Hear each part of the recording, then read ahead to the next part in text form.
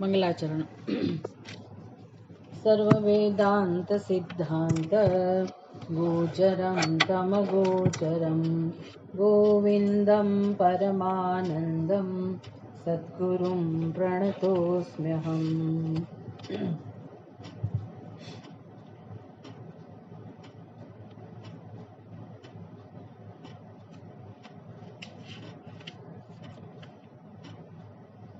ત્રણસો ને 59મો શ્લોક. વિવેક ચૂડામણી, આપણું પુસ્તક, 359મો શ્લોક. ક્રિયાંતરાસક્તિમપાસ્ય કીટકઃ ધ્યાયન્નલિત્વં યલિભાવમૃચ્છતે તથૈવ યોગી પરમાત્મતત્વં ધ્યાત્વા સમાયાતિ તદેકનિષ્ઠયા. ક્રિયાંતરાસક્તિમ અપાસ્ય કીટકઃ ધ્યાયન અલિત્વમ યલિભાવમૃચ્છતે તથા એવ યોગી પરમાત્મતત્વં ધ્યાત્વા સમાયાતિ તદેકનિષ્ઠયા. તો સમત્વનું દર્શન, સર્વાત્મ ભાવ એ જ મોક્ષનો ઉપાય છે. એ બધી વસ્તુ આપણને શંકરાચાર્યએ સમજાવી. તો કેવી રીતે એ બધું પ્રાપ્ત થાય, પોતાના સ્વરૂપમાં નિષ્ઠા પ્રાપ્ત કરવાનો ઉપાય કયો છે, આપણને શંકરાચાર્યજી વસ્તુ સમજાવી રહ્યા છે. એટલે આગળ દ્રષ્ટાંત આપ્યું એ જ વસ્તુ છે. સતી સક્તઃ નરઃ યાતિ સદ્ભાવમ એકનિષ્ઠયા કીટકઃ ભ્રમરમ ધ્યાયન ભ્રમરત્વાય કલ્પતે. જે દ્રષ્ટાંત આપ્યું એનો અહીંયા આપણને એની વિસ્તૃત સમજ આપે છે. 358મા શ્લોકમાં આપણને દ્રષ્ટાંત આપીને કહું કે કેવી રીતે કીટકઃ ભ્રમરન ધ્યાયન ભ્રમરત્વાય કલ્પતે. એ જે ઈયળ કે જે કીડો છે તે કોઈક કારણસર ભ્રમરનું ધ્યાન કરે છે અને એ ધ્યાન એનો ઉપાય બની ગયો, એ પોતે પરિવર્તિત થાય છે. કીડો પોતાનું સ્વરૂપ બદલી અને ભમરીમાં બદલાઈ જાય છે કે ભમરામાં બદલાઈ જાય છે. એનું કારણ કોણ છે? એણે કરેલું ધ્યાન, અને ધ્યાનનો જે વિષય છે તે. એટલે ગઈકાલે જોયું એમ આપણું ચિત્ત હંમેશા, મનુષ્ય માત્રનું ચિત્ત હંમેશા કશાકનું ને કશાકનું ધ્યાન કરતું જ હોય છે. ધ્યાન કરવામાં ખરેખર તો આપણને મુશ્કેલી ના થવી જોઈએ. ધ્યાન કોને કહેવાય આપણને અનુભવ પણ છે. એટલે જે બુદ્ધિમાં જેનું મહત્વ એનું ધ્યાન આપોઆપ થાય છે. જેના માટે પૈસો મહત્વનો હોય એ વ્યક્તિ કેવી રીતે પૈસો પ્રાપ્ત કરવો એનામાં રત હોય, એટલે કે એનું ચિંતન કરતો હોય, ઉપાયો માટે લાગેલો હોય, તો એના ચિત્તમાં એ ધન રૂપી દ્રવ્યનું ધ્યાન થાય છે. એમ જગતના કોઈ પણ વિષયો આપણા ચિત્તમાં હોવાના, લઈને જ આપણે એવા સંસ્કાર જન્મ્યા હોઈએ, અથવા તો સમજને પ્રમાણે આપણા વિષયો બદલાય. એટલે ધ્યાન કરવું, અનુસંધાન કરવું એ તો ચાલે જ છે. પછી એની પ્રાપ્તિ માટે આપણે ઉપાયો ક્રિયાન્વિત કરીએ જુદી વાત છે. પણ ચિત્તમાં તો એક વિષય જમા થઈ ગયો હોય છે. એ જે વિષય અંદર છે, જેના માટે આકર્ષણ છે, એને કેમ પ્રાપ્ત કરવો એની પ્રવૃત્તિ થયા કરે. પણ ચિત્તમાં કોનું સ્મરણ થાય છે? એ જે વિષય નક્કી કર્યો હોય એનું, જેનું મહત્વ હોય બુદ્ધિમાં એનું. એટલે ચિત્ત તો ભગવાને આપણને સાધન આપેલું છે. ચિત્ત કહો કે મન કહો, એ જે તે વિષયના અનુસંધાન માટેનું સાધન છે. અને અહીંથી જ ક્રિયા શરૂ થાય છે, અહીંથી જ મનુષ્યનું જીવન શરૂ થાય છે. એટલે જે પણ મહત્વનું હોય એનું ધ્યાન આપોઆપ થાય. એટલે ધ્યાન કરવાનું ખરેખર તો આપણને આવડે છે. વસ્તુ મહત્વની છે આપણી બુદ્ધિમાં વિષય નક્કી થવો કે ભાઈ મારે શું પ્રાપ્ત કરવું છે. એટલે આપણી પાસે કોઈ દિશા ના હોય, નથી. જગતમાં મનુષ્યો પાસે આ પ્રકારની કોઈ દિશા નથી, સ્પષ્ટતા નથી કે એને એના માટે શું મહત્વનું છે, એને ખબર નથી. એનું નામ જ અજ્ઞાન, એનું નામ જ અજ્ઞાન. એટલે જે મનુષ્યોને આ બધી સમજ પ્રાપ્ત થઈ છે, બહુ મોટી કૃપા છે. મનુષ્યત્વમ, મુમુક્ષુત્વમ, મહાપુરુષ સંશ્રય, બધી મૂલ્યવાન વસ્તુઓ છે. કારણ કે આવી એક સમજ પ્રાપ્ત થવી કે ભાઈ મનુષ્યનું જીવન શેના માટે છે, અને આપણું ધ્યેય કયું છે. જીવ માત્રનું ધ્યેય આ પૂર્ણતા જ છે. મુક્તિ જ દરેક જીવનું ધ્યેય છે. અને દરેક જીવ એને જ શોધી રહ્યો છે, એને જ શોધી રહ્યો છે. એને ખબર નથી અને એ શોધી રહ્યો છે, આવું છે. એટલે એને જોઈએ છે સુખ, પણ આ સુખ આત્માનો સ્વભાવ છે, અને એ મારે એને ઓળખવાનું છે, અને એનું નામ જ આવી બધી ખબર નથી. પણ દરેક જીવ આ સુખને જ શોધી રહ્યો છે. અજાણતા પણ એ સુખને જ શોધી રહ્યો છે. મળતું નથી. કેમ? તો કે જેમ પેલા પેલું દ્રષ્ટાંત આપીને આપણને સમજાવે ને કે એક વૃદ્ધ માજી બિચારા બહુ શોધખોળ કરી રહ્યા છે. રાતનો સમય છે અને પેલી સ્ટ્રીટ લાઇટ હોય એ થાંભલા નીચેના પ્રકાશમાં માજી બિચારા બહુ ગડમથલ કરે છે, શોધી રહ્યા છે. તો કોઈ યુવાને પૂછ્યું, માજી તમે શું શોધો છો, હું તમને મદદ કરું? તો કે બેટા મારી સોય પડી ગઈ છે, તો તું મને મદદ કર. તો સારું, યુવક પણ શોધવા લાગ્યો. પછી એને થયું કે ભાઈ આ માજી તમે ક્યારના શોધો છો? તો કે હું તો ઘણા વખતથી શોધું છું પણ મને મળતી નથી, ઘણો સમય થઈ ગયો શોધતા શોધતા. એટલે પૂછ્યું એને કે તમે ક્યાં બેસીને ક્યાં તમે સોય પાડી દીધી છે, ક્યાં બેસીને તમે કામ કરતા હતા અને સોય પડી ગઈ? એટલે માજી કહે છે તો હું ઘરમાં બેસીને કામ કરતી હતી. અને તો પછી સોય કેમ અહીંયા શોધો છો? તો કે અજવાળું છે એટલે. હવે સમસ્યા એની જુદી છે, શોધી રહ્યા છે સોય, પણ ક્યાં શોધવી એને ખબર નથી બિચારાને. એટલે એમ આ જીવાત્મા સુખને શોધે છે, પણ એ ક્યાં શોધી રહ્યો છે? તો કે જગતમાં. કેમ? તો કે જગતમાં બધું જાક જમાળ છે અને બહિર્મુખતા લઈને જ જન્મ્યો છે અને જગતના વિષયો માટે આકર્ષણ છે.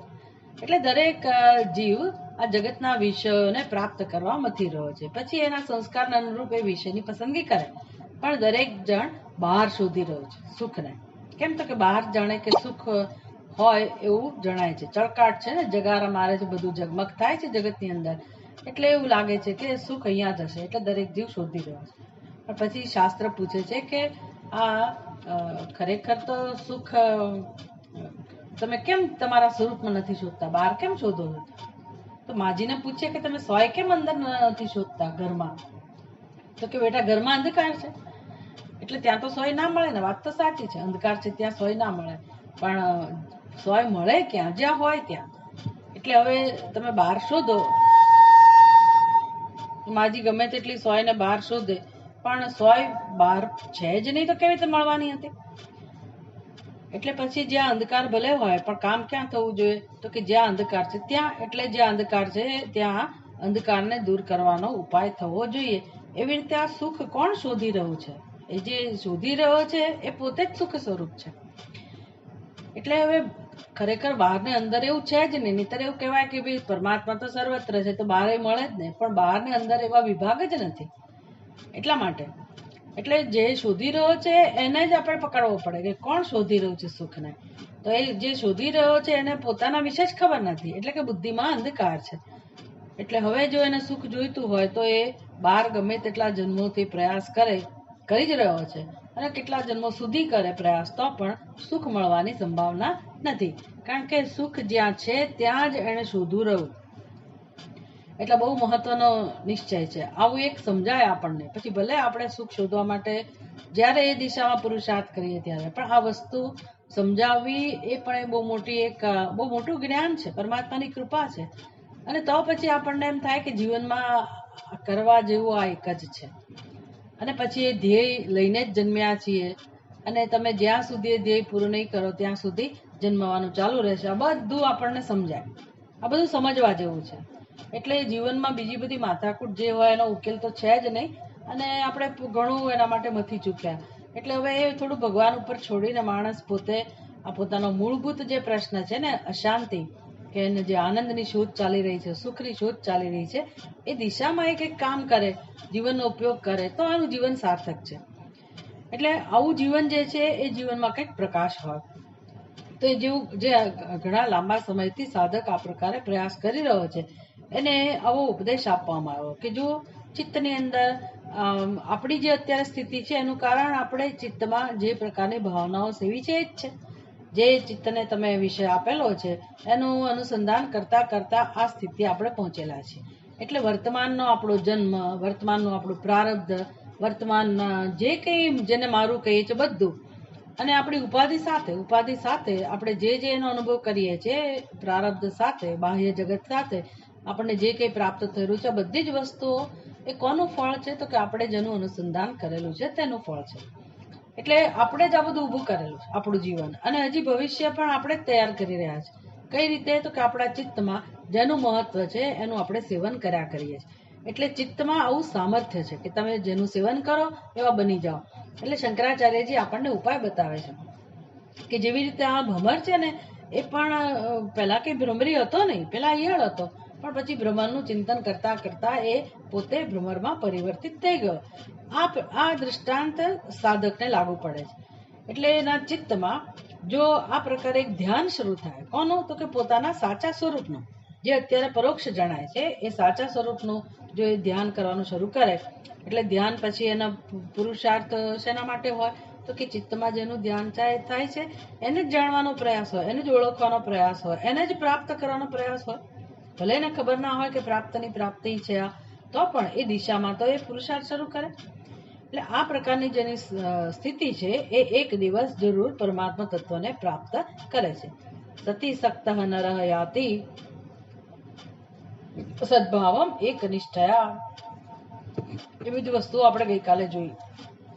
એ શ્લોક તો જોઈ લીધો ગઈકાલે, માત્ર એના અનુસંધાનમાં આપેલું છે એટલા માટે આપણે એને જોઈએ છીએ.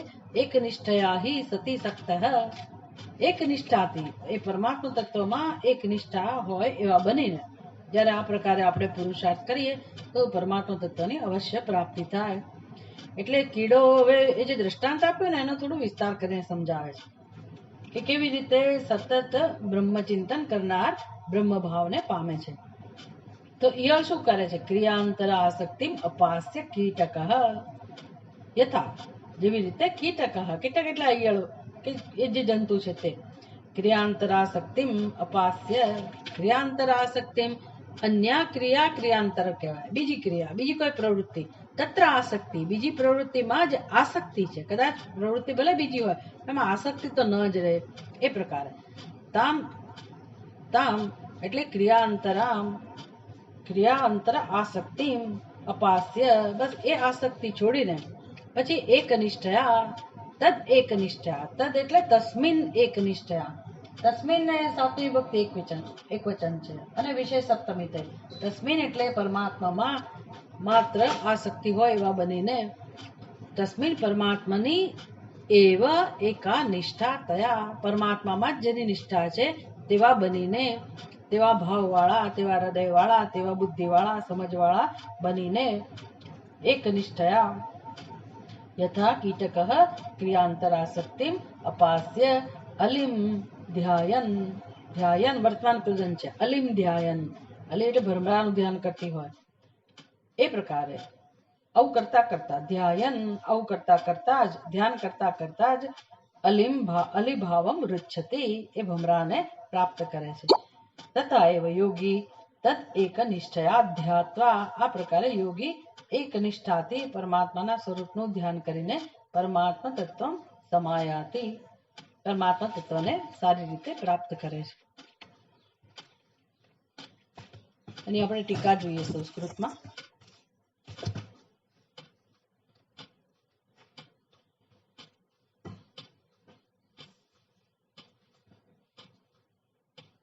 કીટક ક્રિયાંતરાસક્તિમ અપાસ્ય ત્યક્ત્વા, અપાસ્ય એટલે ત્યક્ત્વા છોડીને, યથા અલિમ ભ્રમરમ ધ્યાત્વા સ્વમ આત્માનમ હિનસ્તિ ઇતિ ભયાદેવ ચિંતયિત્વા અલિભાવમ ભ્રમરભાવમ સ્વયં અપી ભ્રમરત્વમ રુચ્છતિ પ્રાપ્નોતિ.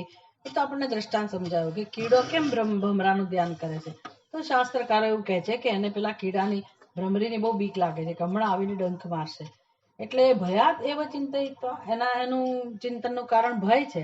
આપણે કે બ્રહ્મનું ભયથી ચિંતન કરવા નથી ઈચ્છતા, આપણે સમજવાનું પ્રેમથી પરમાત્માનું ચિંતન કરવા ઈચ્છીએ છીએ. આ પ્રકારે જે ઈયળ છે ભ્રમર ભાવમ સ્વયં અપી ભ્રમરત્વમ રુચ્છતિ, પોતે પણ ભ્રમરાના સ્વરૂપને પ્રાપ્ત કરે છે. ભ્રમરાનું ધ્યાન કરવાથી પોતે ભ્રમરના સ્વરૂપને પ્રાપ્ત કરે છે. તત્ર અહીંયા શું સમજવાનું તો કે પૂર્વાદ આરભ્ય ભેદ એવ પશ્ચાદ અપી અયમ ભ્રમર ભવતી. પહેલા તો શું હતું? ભેદ જ હતો. આ દ્રષ્ટાંતમાં અને દાષ્ટાંતમાં શું ફેર છે? તો કે તત્ર એટલે આ વિષયમાં. કયા વિષયમાં? તો કે ઈયળ ભ્રમર બની જાય છે તે વિષયમાં. પૂર્વાદ આરભ્ય ભેદ એવ, જ્યારે ઈયળે ભ્રમરાનું ધ્યાન શરૂ કર્યું ત્યારે પોતે પૂર્વાદ આરભ્ય એવ, શરૂઆતમાં તો એ બંને વચ્ચે ભેદ જ છે. ભેદ એવા પહેલા તે ઈયળ અને ભમરો જુદા જ છે. ઈયળ જે ભમરાનું ધ્યાન કરી રહી છે ત્યારે તે ઈયળ ભ્રમર કરતા ભિન્ન જ છે. ભેદ ભાવ એવા, પહેલા તો ભેદ હતો જ, પશ્ચાદપી પછી પણ ભેદ જ છે. અયમ ભ્રમર ભવતી ન તો ધ્યાત ભ્રમરાદ, એટલે પોતે ભ્રમરો બની જાય છે. જેનું ધ્યાન કરતી હતી એ ભ્રમર નથી બનતી. એટલે આ દ્રષ્ટાંતમાં તો મર્યાદા છે. અને એ દ્રષ્ટાંતમાં કેવું છે, માત્ર આટલો જ અંશ લેવાનો છે કે ધ્યાન કરવાથી તમે તે વસ્તુને પ્રાપ્ત કરો છો. એ કોઈ પણ જીવ કેમ ના હોય, ધ્યાન જેનું ધ્યાન કરો એને તમે પ્રાપ્ત કરો. સદા તદ્ભાવ ભાવિત, ગઈકાલ આપણે સમજ્યા હતા. એટલે જીવનમાં એટલી મોટી એટલી મહત્વની વસ્તુ છે, એના માટે આપણે સાવધાની રાખવાની જરૂર છે. એટલે સંસારી મનુષ્ય કોને કહેવાય, તો કે આવું વિચારતો જ નથી. એટલે છેવટે માથા પછાડવાનો વારો આવે, દુઃખી થવાનો આવે. કેમ, તો કે તમે જેનું ધ્યાન કરો છો એ વસ્તુ જ દુઃખ આપનારી છે. અને જે ધ્યાન કરવા યોગ્ય છે એ પરમાત્માનો ત્યાગ કરી દીધેલો છે હોવા છતાં એને ચિત્તમાં અનાદિકાળથી આવી રીતે ચાલે જ છે, દોડ ચાલ્યા જ કરે છે. જગતના વિષયોનો કોઈ અંત જ નથી. અને પછી હું ને મારું આવું ધ્યાન ચાલે છે. એટલે હવે આ ધ્યાનનો નિયમ સમજી લેવા જેવો છે. ભલે આંખો બંધ કરીને આપણે ભગવાનનું ધ્યાન કરીએ કે ના કરીએ, એ ધ્યાનનો અભ્યાસ આપણા જીવનમાં હોય કે ના હોય, આટલું તો સમજાઈ જવું જોઈએ કે જો આપણે આપણા મનમાં કોઈ ઉત્કૃષ્ટ વિષય નહીં આપીએ, ધ્યાન, સેવા, ભક્તિ આવો કોઈ વિષય આપીને આપણે આપણા ચિત્તમાં રહેલા સંસ્કારોને નહીં બદલીએ તો જડતા, દુઃખ, નિરાશા એ પ્રાપ્ત થવાનું જ છે. એ તો નક્કી છે. એટલે આ દ્રષ્ટાંતમાં તો કહે છે કે જ્યારે ઈયળ ભમરાનું ધ્યાન કરે છે ત્યારે એ શરૂઆતમાં તો ઈયળ ભમરા કરતા ભિન્ન છે. અને જ્યારે ભમરો બની જાય છે ત્યારે પણ એને જેનું ધ્યાન કરતી હતી એ ભમરા કરતા તો જુદી જ છે પાછી. એટલે ત્યાં તો ભેદ છે જ. અત્ર અત્ર એટલે આપણા વિષયમાં ભેદસ્ય આજ્ઞાનિકત્વાત, અભેદ ધ્યાન જનિત સાક્ષાત્કારેણ. જ્યારે આપણા વિષયમાં કેવું છે, તો કે ભેદસ્ય આજ્ઞાનિકત્વાત, આપણે તો પરમાત્માને જુદા સમજીએ છીએ, એ માત્ર આપણું અજ્ઞાન છે, ભ્રમ છે. ધ્યાન કોનું કરીએ છીએ? પરમાત્માનું. અને આપણી બુદ્ધિમાં કેવો ખ્યાલ છે? જે પરમાત્મા મારા કરતા ભિન્ન છે, ક્યાંક અન્યત્ર છે, અને હું તે પરમાત્મા કરતા પણ ભિન્ન છું. આવો જ આપણો ખ્યાલ છે, એ ખ્યાલ જ છે. એટલે કે બુદ્ધિની એક સમજ છે. સત્ય નથી, સત્ય નથી. જીવ બ્રહ્મથી જુદો હોય જ ના શકે. ઘડો ક્યારેય માટીથી ભિન્ન હોય જ ના શકે. એમ કોઈ પણ જીવ, સૃષ્ટિનો કોઈ પણ જીવ પરમાત્માથી ભિન્ન છે જ નહીં અને હોય પણ ના શકે. અને પરમાત્મા જ સત્ય છે. એટલે કે અપરોક્ષ જ છે પરમાત્મા, પણ અજ્ઞાન હોવાને કારણે પરમાત્મા આપણને જુદો જણાય છે. વિચાર કરો, ઘણી બધી જગ્યાએ પરમાત્માનું કેવું વર્ણન છે, તો કે તો બિયોન્ડ એટલે આમ બસ પહેલે પાર છે.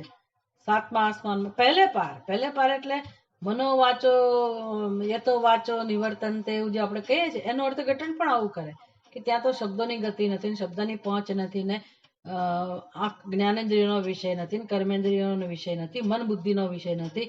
એટલે એને ક્યાં મૂકી દીધો? તો કે જગતમાં તો ક્યાંય છે જ નહીં. એટલે એના માટે તમારે પહેલે પાર જે તત્વ છે એને પાર કરવાનું એટલે કેટલું અઘરું. જો એવું હોય તો આ પ્રકારે આપણને દ્રષ્ટાંત દ્વારા સમજાવે નહીં. જો એ પહેલે પાર જ હોય તો બુદ્ધિમાન માણસ ધ્યાન જ શું કામ કરે? કે ભાઈ એ હંમેશા પરોક્ષ જ રહેવાનું હોય, એ બિયોન્ડ હોય, પહેલે પાર જ હોય, અને આપણને એના જીવનમાં કોઈ ક્યારેય પ્રવેશવાનું હોય જ નહીં. પરમ તત્વ આપણને લાભ મળી શકે એવું જ ના હોય, તો હું શું કામ એનું ધ્યાન કરું? શેના માટે ધ્યાન કરું? જરૂર નથી. પહેલે પાર હોય ને ગમે તેટલું શ્રેષ્ઠ હોય, મને ને મારા જીવનમાં એને ક્યાંય કોઈ પ્રકારે મને ફાયદો જણાતો ના હોય, એને હું જીવનમાં લાવી શકું એવું પણ ના હોય, તો શું કામ આ બધી મહેનત કરવાની? એટલે આ બધા સમજવા જેવું છે કે આપણા શાસ્ત્રો કેટલું સ્પષ્ટ રીતે કહે છે કે દરેક જીવનું આ સત્ય છે. એટલે જ્યાં જીવત્વ છે ત્યાં જે પરમાત્મા છે. શું કામ પહેલે પારની કલ્પના કરો છો? પરમાત્મા ક્યાંક બીજે છે અથવા મારાથી ભિન્ન છે તો અજ્ઞાન છે, એ દૂર કરી શકાય. એટલે ધ્યાન કોનું કરવાનું છે? તો અત્યારે ભલે બુદ્ધિમાં પરોક્ષ પરમાત્મા હોય, પણ એનું કારણ છે અજ્ઞાન. એટલે ધ્યાન કરવાથી જો પરમાત્માની પ્રાપ્તિ થતી હોય તો એનો અર્થ કે એ પરોક્ષ હોય જ ના શકે, એ અહીંયા જ હોવો જોઈએ, આપણું જ સ્વરૂપ હોવું જોઈએ. તો જ અજ્ઞાનથી પરમાત્માની પ્રાપ્તિ થાય અને જે અંતર છે દૂર થાય. નહીતર અજ્ઞાનને કારણે અજ્ઞાનથી કશું ઉત્પન્ન ના થાય. અજ્ઞાનથી કે પરમાત્મા ઉત્પન્ન ના થાય, બ્રહ્મ ઉત્પન્ન ના થાય, અને છતાંય આપણને પરમાત્મા કે બ્રહ્મનું દર્શન થતું હોય તો એનો અર્થ કે પહેલા પણ એ હતું જ. એટલે અજ્ઞાનથી અંતર દૂર થાય, જે કાલ્પનિક અંતર છે તે. એટલે અજ્ઞાને નષ્ટે ભેદ પ્રસક્તે અભાવાત. અજ્ઞાન દૂર થયું એટલે શું થયું? આપણી અને પરમાત્મા વચ્ચે જે કાલ્પનિક અંતર હતું એ દૂર થયું. ભેદ પ્રસક્તે એવા અભાવાત, હવે ભેદ જ નથી રહ્યો. અજ્ઞાન દૂર થવાથી આપણીને પરમાત્મા વચ્ચે હવે ભેદ જ ના રહ્યો. તથા એવ કીટકહવત એકનિષ્ઠયા અનન્યસક્તયા પરમાત્મ તત્વમ ધ્યાત્વા. એટલે આવું છે, જ્યારે આવી આપણી સમજ સાથે ધ્યાન કરવાનું છે કે મારી ને પરમાત્મા વચ્ચે અંતર નથી, અને છતાંય છે કે હું કઈ બ્રહ્મનો અનુભવ નથી કરતો કે નથી કરતી, પણ એનું કારણ કોણ છે? અજ્ઞાન. પરમાત્માના અનુભવ નહીં થવા માટેનું કારણ છે અજ્ઞાન, અને મારે પરમાત્માનું ધ્યાન કરવાનું છે. એટલે એ ધ્યાનનો પ્રકાર પણ જુદો હોય. પણ કીટકવત, અહીંયા મહત્વની વસ્તુ શું છે? પેલા ઈયળની જેમ, કીડાની જેમ એક નિષ્ઠયા, બસ આ શીખવું છે શંકરાચાર્ય. એક નિષ્ઠયા, નિષ્ઠા બની જવી જોઈએ કે મારે મારા સત્ય સ્વરૂપને પ્રાપ્ત કરવું છે. એમાં પૂર્ણ શ્રદ્ધા છે, અને આપણું જીવન એના માટે જ સમર્પિત કરીએ. એક નિષ્ઠયા અનન્યસક્તયા. બીજી કઈ વસ્તુ છે? કઈ વસ્તુ અવરોધરૂપ બને છે, આપણે એટલું જાણવાનું છે કે અવરોધ જેવો દૂર કરો, વાત પૂરી થઈ ગઈ. કે મોટું સાહસ કરવાનું હોય, મોટું પરાક્રમ કરવાનું હોય, જે આપણી શક્તિ બહારની વસ્તુ હોય, એવું કઈ આપણને નથી કહી રહ્યા. એટલે આમ જોવા જાવ ને તો આ માર્ગ જ સરળમાં સરળ છે. પરમાત્માની પ્રાપ્તિ જ સરળ છે, બીજું બધું અઘરું છે. અને આપણે એવું અઘરું કામ કરી લીધું હોય તો આ સરળ તો થાય જ ને, કેમ ના થાય? અઘરા કામ આપણે કરીને બેઠેલા છીએ, સિદ્ધ કરી બેઠેલા છીએ. વિચાર કરો કે જેને આપણા સ્વરૂપનો કોઈ સંબંધ નથી, એ વસ્તુમાં નિષ્ઠા પ્રાપ્ત કરવા સુધીનું આપણે સામર્થ્ય મેળવ્યું છે. એ કેટલો અભ્યાસ છે, અને કેટલું દુઃખ વહેર્યું છે, બધું સહન કરતા જ આવ્યા છીએ ને, અને કરીએ છીએ એ જગતની વસ્તુઓ માટે જ. એટલે સહન કરવું કે બીજા બધા પુરુષાર્થ કે પરાક્રમ, એ બધાનું સામર્થ્ય તો છે જ આપણી અંદર. એ કે આપણે નવું કામ નથી કરવું, ભાઈ અમારાથી ના થાય, અમે તો સંસારી રહ્યા, એ બધું તમને સોંપ્યું. ઉપરથી વિચાર કરીને તો સમજાશે કે ભાઈ પરમાત્મા જ સૌથી સરળ છે. તો હવે સરળ હોય તો હું પહેલા એ પ્રાપ્ત કરી લઉં, પછી જોયું જશે બીજી વસ્તુઓ માટે. બીજી વસ્તુઓ વગર રહી જતા હોઈએ તો એ દેખા જાયગા. પહેલા આ સરળ કામ તો કરી લેવાય, પછી સમજાશે કે બીજું શું પ્રાપ્ત કરવાનું રહ્યું. પછી કશું પ્રાપ્ત કરવાનું રહેતું જ નથી. એટલે જો પ્રાપ્ત થઈ શકે એવી વસ્તુ હોય કોઈ જીવનમાં, તો એ એકમાત્ર પરમાત્મા જ છે. અને એની પ્રાપ્તિનો ઉપાય પણ કેવો છે? તો કે અજ્ઞાનની નિવૃત્તિ. એના માટે શું જરૂરી છે? તો કે મારા ચિત્તમાં આવા પરમાત્મા માટે એક શ્રદ્ધા હોય, નિષ્ઠા હોય, પ્રેમ હોય, મહત્વ હોય, અને એના સિવાયની જે વસ્તુમાં આસક્તિ છે એમાંથી મારે મારા ચિત્તને છોડાવવાનું છે. આ એક જ સમસ્યા છે. આપણે આસક્તિવાળા, હૃદયવાળા છીએ. કેમ? તો કે અનાદિકાળથી આપણે ઘણી બધી વસ્તુઓને પ્રેમ કરેલો છે, અથવા ઘણી બધી વસ્તુઓને વળગેલા છે, મહત્વ આપી બેઠેલા છીએ. એટલે હવે એ વસ્તુઓ જ હોય ને આપણા ચિત્તમાં, એમાં બિચારા વિષયોનો શું વાંક છે? આપણે જ એને બોલાવીને ઘરમાં સ્થાન આપ્યું છે. એટલે હવે એ બધું ભારરૂપ થાય છે, તો કેમ એને દૂર કરવું? એટલે વિષયોને તમે બદનામ કરો કે એનો વાંક કાઢો, એવું જરૂરી નથી, કારણ કે એ તો જડ છે. આપણે એને મહત્વ બુદ્ધિ આપી, અભ્યાસ કરીને આપણે એને આપણી સમીપ લાવ્યા છીએ. એટલે હવે રિવર્સ પ્રોસેસ કે ભાઈ તમે એને મહત્વ ઓછું આપો. એમાં આટલી બધી જે આસક્તિ છે, એ આસક્તિમાં હવે પરિવર્તન લાવો. એ બધી આસક્તિ ક્યાં જાય? તો કે પરમાત્મામાં. એનું નામ એક નિષ્ઠા.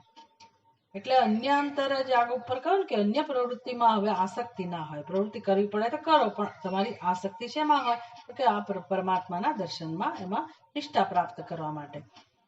એટલે અનન્યસક્તયા પરમાત્મામાં જ આસક્તિ હોય એવો બનીને પરમાત્મા તત્વં ધ્યાત્વા, પરમાત્મા તત્વનું ધ્યાન કરવું. તદેવ યાથાત્મ્યમ સમાયાતિ. તો પછી આવું ધ્યાન કરવાથી યાથાત્મ્યમ તદ એવ યાથાત્મ્યમ, એટલે કે જે પરમાત્માનું સ્વરૂપ છે એને જ હું પ્રાપ્ત કરીશ, સારી રીતે પ્રાપ્ત કરીશ, કારણ કે મારું એ સત્ય છે. એટલે ટૂંકમાં આપણે આપણા પોતાના સત્ય સ્વરૂપને જ મહત્વ આપીએ. આ ધ્યાન કરવાની પ્રક્રિયા કેવી છે?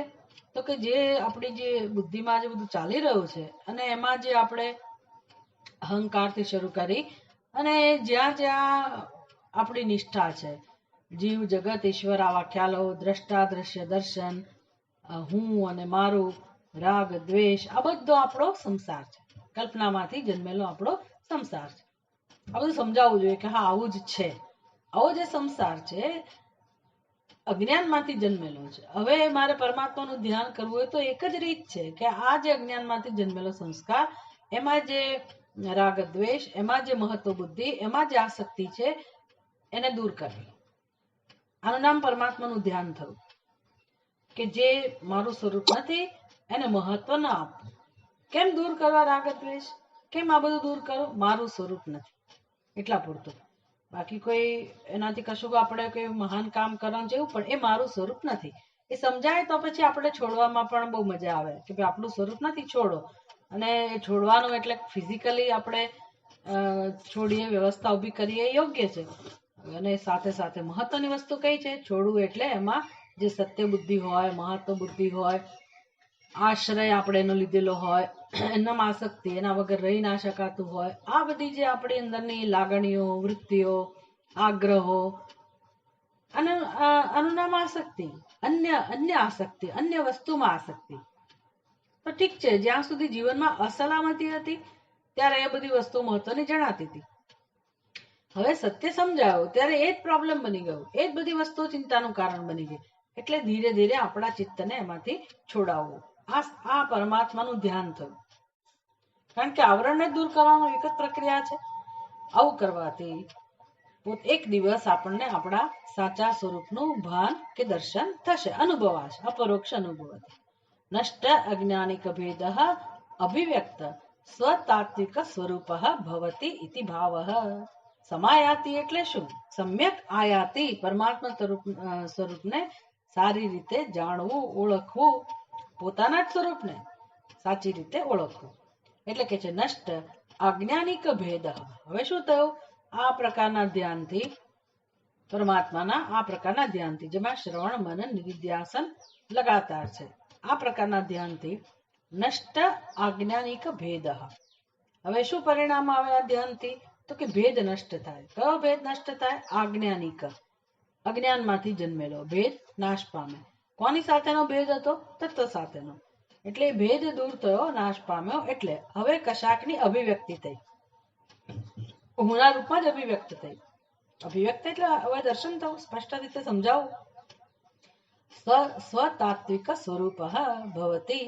સ્વતાત્વિક, પોતાનું જ તાત્વિક સ્વરૂપ છે એનું દર્શન થાય. દર્શન થાય એટલે શું? હવે દર્શન કરનારો જતો રહ્યો, એ જ સત્ય બની ગયો. તત અહમ અસ્મી, અહમ બ્રહ્માસ્મી. આ પ્રકારનો જે નિશ્ચય કે આ પ્રકારની અનુભૂતિ એને કહેવાય સ્વતાત્વિક સ્વરૂપ ભવતી. તો હવે તમે સાક્ષાત પરમાત્મા જ છો, બ્રહ્મ જ છો, બ્રહ્મ બની જાઓ છો જાણવાથી. ઇતિ ભાવ. અતએવ સમાયાતિ સમ્યક ઉપસર્ગ. કેમ તમે સમ શબ્દ વાપર્યો? ઉપસર્ગ, કારણ કે રીતે અપરોક્ષ અનુભૂતિ થાય છે. સમાયાતિ ધ્યાનેન અન્યસ્ય અપી અન્ય ભાવે સંભવતી. ધ્યાનેન અન્યસ્ય અપી અન્ય ભાવે સંભવતી. સ્વાધ્યાયેન સ્વસ્વરૂપ પ્રાપ્તો ક પ્રત્યુહ ઇતિ માત્રે તત્ર તત્ર ભ્રમર કીટક ન્યાય ઉદાહરણમ ઇતિ મંતવ્યમ. તો અહીંયા તો મારે બ્રહ્મ, મારા આત્મ સ્વરૂપને ઓળખવાનું છે. મારા આત્મ સ્વરૂપ સાથે જે ભેદ છે એ ભેદ દૂર કરીને અભેદનું દર્શન કરવાનું છે. એટલે કે જીવે પોતે પોતાના બ્રહ્મપણાને ઓળખવાનું છે અને જીવત્વનો ત્યાગ કરવાનો છે. એટલે પોતાના જ સ્વરૂપનું ધ્યાન બરાબર છે. તમે દ્રષ્ટાંત આપ્યું એમાં તો કેવું છે, ઈયળ જુદી છે અને જે ઈયળ જે ભ્રમરનું ધ્યાન કરે છે, ભ્રમર પણ જુદો છે. એ બે વચ્ચે અંતર છે, બંને વચ્ચે ભેદ છે. તો તમે કેમ એવું અને દ્રષ્ટાંત? કારણ કે આ બધું છે ને તમે કહેવા જાઓ એટલે એમાં તમારે સાબિત કરવું પડે, અથવા એક દ્રષ્ટાંતમાં તમે ભૂલ કાઢી, કોઈ જે પ્રતિપક્ષી હોય એ દ્રષ્ટાંતમાં ભૂલ કાઢે અને સાબિત કરે કે આ દ્રષ્ટાંત યોગ્ય નથી, તમે આ દ્રષ્ટાંતથી તમે આ તત્વ સમજાવતા હો પણ દ્રષ્ટાંતમાં તો દોષ છે, તો પછી તમારો સિદ્ધાંત આખો ખોટો ઠરે. એટલે અહીંયા એનો કઈ હેતુ નથી, પ્રયોજન નથી, પણ આપણને આચાર્ય સમજાવી રહ્યા છે. શંકરાચાર્યજીના શ્લોક છે એના આધારે જે ટીકાકારો સમજાવી રહ્યા છે કે જુઓ આ સંદર્ભમાં આપણે શું સમજવાનું કે ભલે ઈયળ અને ભ્રમરી વચ્ચે ભેદ હોય, તો જે પોતાનું સ્વરૂપ નથી એનું ધ્યાન કરતા કરતા પણ તમે એના જેવા બની જાઓ. ઈયળ ભ્રમરનું ધ્યાન કરતા કરતા પોતે ભ્રમર બની જાય છે, એટલે ભ્રમરત્વને પ્રાપ્ત કરે છે. તો અન્ય જે ઈયળનું સ્વરૂપ નહોતું એનું ધ્યાન કરતા કરતા પણ જો એ બની જવાતું હોય તો અહીંયા તો કોના ધ્યાનની વાત છે? પોતાના સ્વરૂપની. એટલે અન્યનું ધ્યાન કરવાથી પણ જો તમે એની જેવા બની જતા હો તો સ્વધ્યાન, એના સ્વધ્યાન પોતાનું કોનું ધ્યાન છે? આ પોતાનું ધ્યાન છે. એટલે સ્વામીજી કહે કે ભાઈ આ ધ્યાનની વ્યાખ્યા શું કરવી? તો કે an appointment with your own self, પોતાની પાસે જ બેસવું, પોતાની સાથે જ મુલાકાત. ધ્યાન એટલે આવું છે, પોતાની સાથે બેસવું. તમે ગમે તે અવસ્થામાં કેમ ના હો, તમારું ચિત્ત ગમે તે અવસ્થામાં કેમ ના હોય, પણ તમે એકલા બેસો. એકલા બેસો એટલે તમારે તમારી સાથે વાર્તાલાપ કરવો પડે. તમારું મન છે ને પહેલા તો જગત સાથે વાર્તાલાપ કરતું હશે, એટલે જગત સાથે બોલાચાલી ચાલ્યા જ કરશે. હવે એવું છે ને કે તમે એકલા બેઠા બેઠા જો આ બોલ બોલ કરો તો તમને લોકો ગાંડામાં ખપાવી દે. માણસ ગાંડો જ છે પણ એને ખબર નથી કે હું ગાંડો છું. આપણે એવું માનીએ કે એકલો માણસ બોલ બોલ કરે તો ગાંડો કહેવાય, પણ આપણે બીજાને પકડીએ. અને જે કોઈ બિચારા પ્રેમથી કોઈ પૂછે કે કેમ છો, કેમ નહીં, જરાક એને આમ કે આત્મીયતા બતાવે. બાકી તો બધા પૂછે કેમ છો, પણ એ તો ઠીક છે, આપણે કહી દઈએ મજામાં, એને બહુ મહત્વ ના આપીએ. પણ આપણને સહેજ શંકા જાય કે આ વ્યક્તિ મારામાં રસ લેવી છે, અને તમે આત્મીયતા બતાવીને પૂછો કોઈકને કેમ છો, એટલે બસ પછી તો આહા એને એટલું કેવું હોય. અને પછી તો જે ઉભરો ઠલવાય ને આખો સમુદ્ર ઠલવાઈ જાય, પણ આનો ઉભરો ના ઠલવાય એટલા ઉભરા ભરેલા છે જન્મોના દરેકની અંદર. એટલે માણસના જીવનમાં ક્યાંથી શાંતિ હોય? આ સંસારીનું સ્વરૂપ છે. ખરેખર બહુ દુઃખજનક પરિસ્થિતિ છે માણસની. માણસ આ બધું કેમ નથી સમજતો, એ મહાન આશ્ચર્ય છે. એટલે હવે એકલા બેસા બોલાય એટલે બીજાને પકડીને આપણે કહીએ, ત્રીજાને પકડીએ, અનેક લોકોની સાથે આપણે બધું કે કર્યા જ કરીએ. એટલે ધ્યાન એટલે શું? તો કે આ સંસારી પ્રવૃત્તિ છે, એમાં તમે જે બીજાને પકડીને કહો કે કરો છો એ રસ્તો બંધ થઈ જવો જોઈએ. એનામાં સંસાર. હવે સમજી લો કે આવા જ છીએ આપણે, તો શું કરવાનું છે? શાંતિ જોઈતી હોય તો કરવાનું, તો કે એકલા પડો તો ગાંડા થઈ જઈશું. તો ગાંડા જ છીએ, પણ હવે શું આનાથી વધારે શું ગાંડા થવાનું? એટલે એકલા થોડો સમય બેસીએ ત્યારે ખબર પડશે કે આ બધું શું ચાલી રહ્યું છે અંદર. એટલે પહેલા તો એ બધાનો કે નિકાસ થાય, એના માટે કેટલું બધું શ્રવણ કરવું પડે, આપણે ભજન કરવું પડે, ભગવાનનું એક સેવા કરવી પડે. સીધું આત્માનું ધ્યાન શક્ય જ નથી, પણ આ તો ક્યાંકથી તો શરૂઆત કરવી પડશે ને. તમને એકલા ભગવાને પાડ્યા જ છે અત્યારે આ સમયમાં, બધાને એક સાથે જ એકલા બેસાડી દીધા છે. તમે રહો, ભલે ઘરમાં કોઈ 4-5 જણા સાથે હોય, પણ છતાંય કે તમે આમ એકલા તો ખરા જ ને. થોડોક સમય તો તમે એકલા પડતા હો ને, કે બીજી બધી પ્રવૃત્તિ તો ઓછી થઈ ને, એ દ્રષ્ટિએ તો એકલા ખરા ને. એટલે એકલતાનો અત્યારે ખરેખર લાભ લઈ લેવા જેવો છે કે આ બધું હું વિચારું કે મારી સ્થિતિ કેમ આવી છે, આણે આમ કર્યું, તેણે આમ કર્યું, પેલા આમ કર્યું. જગતમાં હજારો કારણ છે, પણ ગીતા શું કહે છે, ભગવાન શું કહે છે, શું ઉપદેશ બતાવે?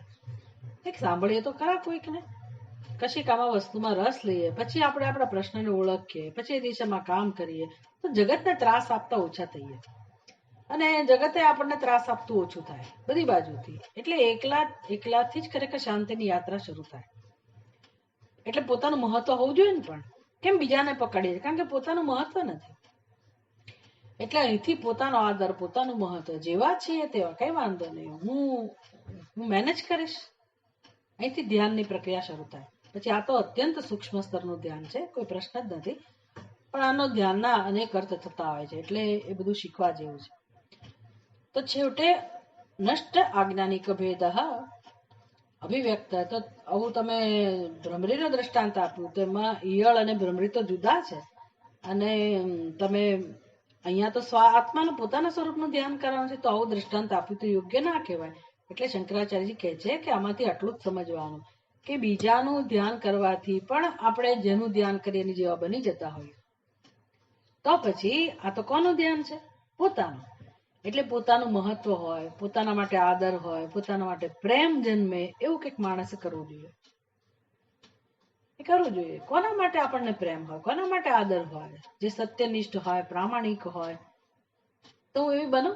અહિંસક હોય, પૂછવું કે મને શું ગમે, કોના માટે પ્રેમ હોય. એ પણ એવો બનીએ, સેવા કરીએ કોઈની, કોઈ સેવા કરનાર વ્યક્તિ હોય તો કેવો આપણને એના માટે આદર જન્મે છે. પછી છોડવાની સેવા કરીએ, પશુઓની, પક્ષીની, નાના મોટા જીવોની, કોઈ દુઃખી મનુષ્યની, ગમે તેની, એવા બનીએ પહેલા. એના એવું બનવું એટલે શું? કેટલો બધો ત્યાગ. એ બધું કરવું નથી અને સીધું તમને જીવનમાં આનંદ મળી જાય, આવું શક્ય ના મળે. હું પ્રાણાયામ કરવા બેસી જાઉં, મને શાંતિ મળે. પ્રાણાયામથી મારે રોગ દૂર થાય શરીરના. પછી એમ કરતા કરતા ધ્યાનમાં બેસવાનું મન થાય, એ આખી જુદી વસ્તુ છે. પણ ધ્યાનમાં જ ના બેસાય આટલી બધો કકળાટ અશાંતિ હોય ત્યારે.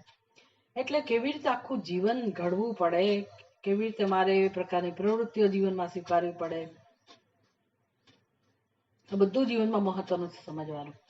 એટલે જો બીજાનું ધ્યાન કરવાથી પણ આપણે એની જેવા બની જતા હોઈએ તો શંકરાચાર્યજી કહે છે કે તમારું સત્ય જ આટલું સુંદર છે, તમે એનું ધ્યાન કરો તો સ્વરૂપનું ધ્યાન કરો. સ્વ સ્વરૂપ પ્રાપ્તો ક પ્રત્યુહ, તો તમને પોતાનું સ્વરૂપ પ્રાપ્ત ના થાય એમાં ક્યાં શંકા રહી?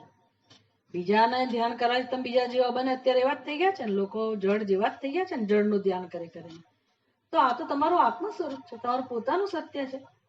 આવું જે જ્ઞાન સ્વરૂપ, શિવ સ્વરૂપ જે પોતાનું છે, સ્વ સ્વરૂપ પ્રાપ્તો સ્વધ્યાન એના, તો તમે એનું ધ્યાન કરતા શીખો, પોતાના સ્વરૂપમાં રસ લો, એને જાણવા માટે જે કંઈ ભગવાન કહે છે, શ્રુતિ કહે છે, એ પ્રમાણે તમે વર્તો. એક જ છે આત્મા વારે દ્રષ્ટવ્ય, મારે મારા સ્વરૂપનું દર્શન કરવાનું જ છે. એ જ મારા જીવનનું ધ્યેય છે. અને એના માટે આ મારા સંકલ્પ માટે આખું જગત ઉપકારી બની શકે, આખું જગત. અને આખા જગતની રચના એના માટે જ છે. તમે શરૂ કરો એટલે સમજાશે કે શું ભગવાન મદદ કરે છે, કેવી અનુકૂળતા કરે છે, કયા કયા કઈ કઈ રીતે. આપણે કઈ એકલા બિચારા છીએ અને ખૂણામાં બેઠેલા છીએ ને હવે મારે મારું ધ્યાન કરવાનું છે ને મારું શું થશે, ઘર બાર વગરના છીએ ને ઘર નથી ને મિલકત છે તોય મારા નામની નથી ને ફલાણું નથી ને ઢીકણું. અરે ભાઈ, ખરા હૃદયથી ભગવાનને તમે શરણે તો જાઓ, એકવાર એને પસંદ તો કરો, તમે જુઓ તો ખરા ભગવાન કેવી મદદ કરે છે. આખું જગત મદદ કરવા તૈયાર હોય છે. આવી જો આપણો સંકલ્પ હોય, આ પ્રકારની આપણી દ્રષ્ટિ હોય તો બધું પરિવર્તિત, બધામાં પરિવર્તન આવે છે. આવી જે શ્રદ્ધા આપણા હૃદયમાં હોય એ જરૂરી છે. કારણ કે ભગવાન એવો નથી કે આપણને ખૂણામાં બેસાડી દીધા હોય અને હવે ક્યાં કે બીજે વ્યસ્ત હોય અને હવે તમે તમારી રીતે આગળ વધો, આવું બધું ના હોય. આ ભગવાનની પ્રાપ્તિનો માર્ગ છે, એમાં આપણે એકલા હોઈએ જ નહીં. એટલે એવી સરસ બધી વ્યવસ્થા ગોઠવાઈ જતી હોય. એટલે તો ગુરુનો મહિમા છે, એટલે શાસ્ત્રનો મહિમા છે, એટલે ગુરુ કૃપા, શાસ્ત્ર કૃપા, ઈશ્વર કૃપા, આ બધાનું મહત્વ છે. અને એ છે જ, ભગવાને દેહ આપે મનુષ્યને એટલે ઈશ્વર કૃપા છે જ. સત્સંગ મળે એટલે સમજી લેવાનું લગભગ કૃપા છે બધી. હવે આપણી બુદ્ધિ ઠેકાણે આવે, આપણને આ બધું સમજાય એટલી જ વાર છે. પછી આપણું અંતઃકરણ તમે એમ કહેશો કે માથા ભારે છે ને એમાં આવા સંસ્કારો છે, મારું વ્યક્તિત્વ એ ઠેકાણે આવશે. કારણ કે એ ભગવાન એ જ કામ કરશે. પછી ભગવાન એ જ કરી રહ્યો છે. એટલે કુદરત આખી આપણને આ દિશામાં લઈ જાય છે. એમાં આપણને જેટલું વિરોધ કે પ્રતિકૂળતા જણાય ને તો એ પ્રતિકૂળતા પરમાત્માને પ્રાપ્ત કરવા માટે નથી. હા, તમને જગતમાં ક્યાંકથી કશું જોઈતું હોય તો કદાચ એ ન લેવા દેવા માટે વિરોધો હોય કે અવરોધ હોય, પણ પરમની પ્રાપ્તિ માટે ક્યારેય કોઈ જગ્યાએ કોઈ પ્રકારનો વિરોધ નથી. આપણે એવું લાગે કે જીવનમાં આટલી બધી પ્રતિકૂળતા તો છે, પરમાત્માની પ્રાપ્તિ માટે નથી. એ પ્રતિકૂળતા મને ઘડવા માટે, જેથી હું મારા સ્વરૂપને ઓળખી શકું, જેથી મારામાં વૈરાગ્ય જન્મે, આસક્તિ જાય. ક્યાંય પરમાત્માની પ્રાપ્તિ માટે કોઈ પ્રકારે અવરોધ નથી અને હોય જ ના શકે. એટલે એમાં તો પૂરી નિષ્ઠા હોય, પૂરી શ્રદ્ધા હોય અને આપણને આપણા સ્વરૂપ માટે પ્રેમ હોય, આદર હોય, તો પછી આ પ્રકારનું ધ્યાન કરવાની મજા આવે. એટલે શંકરાચાર્યજી સમજાવી રહ્યા છે કે સ્વધ્યાન, પોતાના સ્વરૂપના ધ્યાનથી સ્વ સ્વરૂપ પ્રાપ્તો ક પ્રત્યુહ, એમાં શું મુશ્કેલ હોય? ન જ હોય. પોતાના સ્વરૂપનું ધ્યાન મહત્વનું છે. સ્વરૂપનું ધ્યાન, એમાં રસ લેવો. આત્મા વારે દ્રષ્ટવ્ય કહી દીધું, પછી શું? શ્રોતવ્ય, મંતવ્ય, નિધિધ્યાસિતવ્ય. આ મુખ્ય હોવું જોઈએ. બીજી બધી પ્રવૃત્તિ તો દિવસમાં કરવાની જ છે ને કરવી જ પડશે, પણ એ કઈ પ્રવૃત્તિ છે, પણ મુખ્ય પ્રવૃત્તિ ક્યાં છે? શ્રવણ, મનન, નિધિધ્યાસન. ઇતિ માત્ર તત્ર તત્ર, આ હેતુ દરેક જગ્યાએ જ્યાં જ્યાં દ્રષ્ટાંત આપવામાં આવતું, કીટ ન્યાય ઉદાહરણ, અને એને ન્યાય કહેવાય, કીટ ભ્રમણ ન્યાય. ઘણા બધા ન્યાય આવે શાસ્ત્રમાં, એની મદદથી આપણને તત્વનું ચિંતન કરાવતા શીખવાડે. એમ આ એક ન્યાય છે, કીટ ભ્રમર ન્યાય, ધ્યાન માટેનો, કે કેવી રીતે પરમાત્માની પ્રાપ્તિ ધ્યાનથી થાય છે એ સમજાવવા માટે. હવે આવું ધ્યાન કોણ કરી શકે? આપણે ચર્ચા તો કરી, પણ હવે શંકરાચાર્યજી પોતે જ એ દિશામાં વાત કરે છે. અતીવ સૂક્ષ્મં પરમાત્મ તત્વં ન સ્થૂલ દૃષ્ટ્યા પ્રતિપત્તુમર્હતિ સમાધિનાત્યંત સુસૂક્ષ્મ દૃષ્ટ્યા જ્ઞાતવ્યમાયૈરતિ શુદ્ધ બુદ્ધિભિઃ. અતીવ સૂક્ષ્મમ પરમાત્મ તત્વમ. હવે ધ્યાન ક્યારે, કેવી રીતે, કઈ રીતે થાય એવું જો જાણવું હોય તો પહેલા આપણને આપણી માનસિક સ્થિતિની વાત કરે છે, કેવા બનવું પડે. અતીવ સૂક્ષ્મમ પરમાત્મ તત્વમ. પરમાત્મ તત્વ કેવું છે? અતીવ સૂક્ષ્મ. તેથી ન સ્થૂલ દૃષ્ટ્યા પ્રતિપત્તુમ અર્હતિ. આમાં લગભગ અન્વય છે જ. જરૂર પડશે તો આપણે કરીશું, પણ કરવો હોય તો કરી શકાય. પરમાત્મ તત્વમ અતીવ સૂક્ષ્મ. અતીવ સૂક્ષ્મ પરમાત્મ તત્વમ. અન્વય કર્યો. પરમાત્મ તત્વમ અતીવ સૂક્ષ્મ. પરમાત્મ તત્વ અતિ સૂક્ષ્મ છે. અતઃ તેથી સ્થૂલ દ્રષ્ટ્યા ન પ્રતિપત્તુમ અર્હતિ.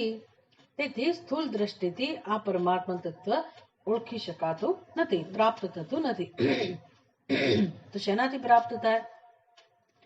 સમાધિના અત્યંત સૂક્ષ્મ વૃત્ત્યા જ્ઞાતવ્યમ. તો પછી આ પરમાત્મા તત્વ શેનાથી ઓળખી શકાય, શેનાથી જાણી શકાય? અતિ સૂક્ષ્મ સમાધિના અત્યંત સૂક્ષ્મ વૃત્ત્યા અતિ સૂક્ષ્મ બુદ્ધિભિઃ આર્યૈઃ.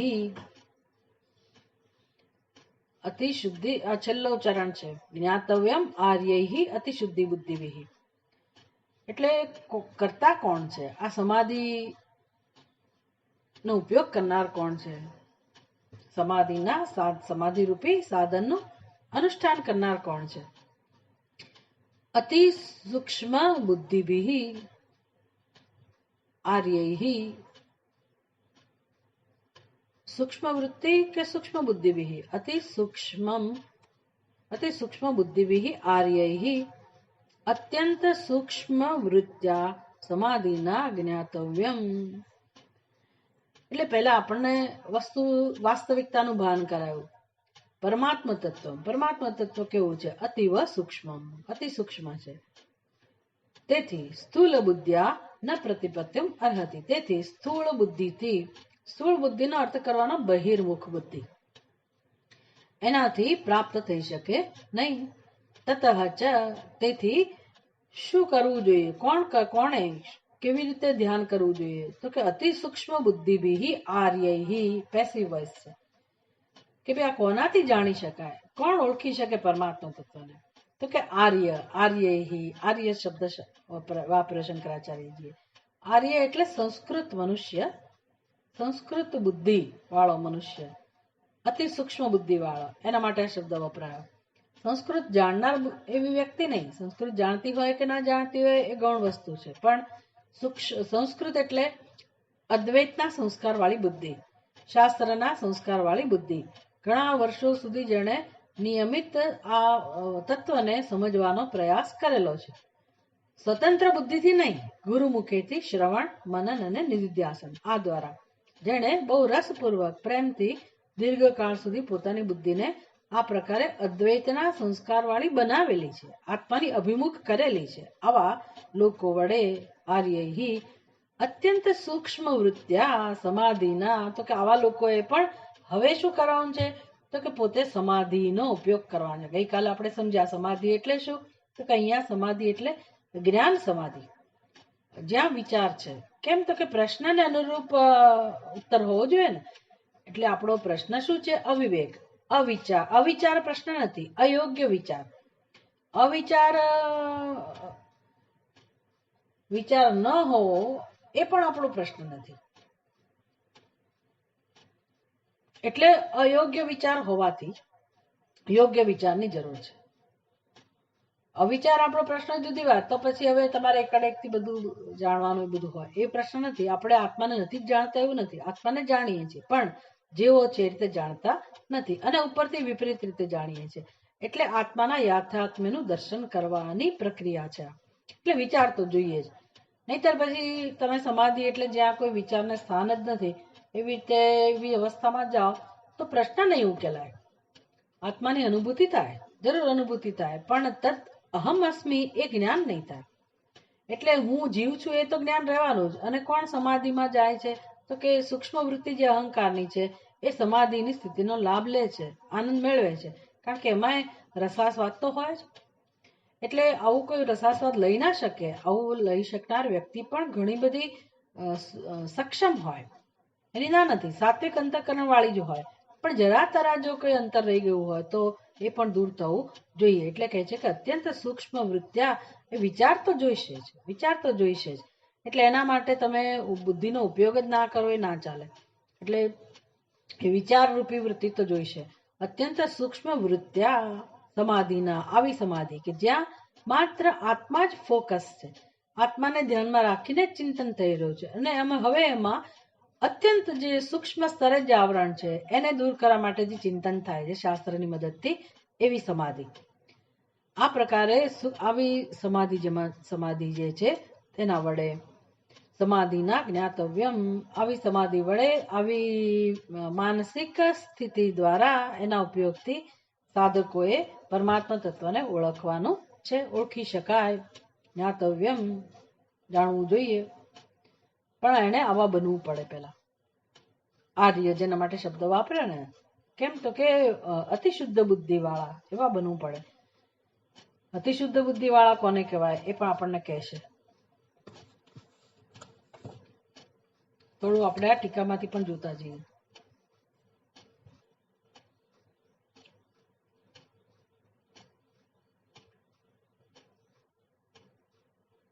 અતિવ સૂક્ષ્મ પરમાત્મ તત્વમ, એવું કેમ કહું?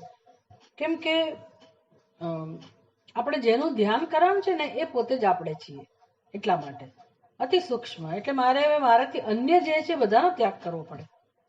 પેલું બીજા બધા વિષયનું ધ્યાન કરવામાં હજી તે સરળ છે. કેમ તો કે આપણે ધ્યાન કરનારા છીએ, અને જેનું ધ્યાન કરવાનું છે વિષયમાં આપણે એકાગ્ર થઈએ. જેમ કે લેબોરેટરીમાં બધા ટેસ્ટ કરતા હોય તો એ જેના વિશે પ્રયોગ થઈ રહ્યો એમાં જ એનું મન એકાગ્ર હોવું જોઈએ, સ્વાભાવિક છે.